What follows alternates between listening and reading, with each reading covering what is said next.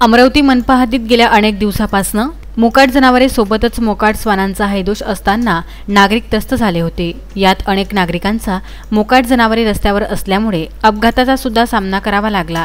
यामध्ये मनपा पशुवैद्यकीय विभागाने कोणतीच कारवाई केली नव्हती।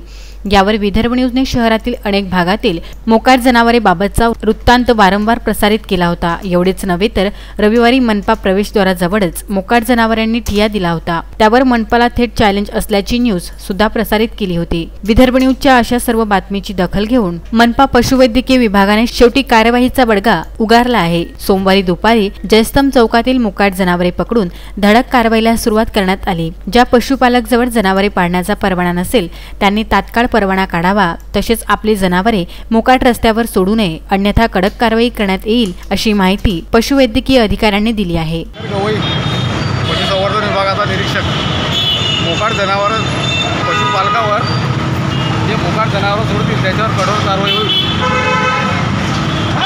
शहरात ज्यांच्याकडे लायसन नाही त्यांनी लायसन वगैरे काढून घ्यावं।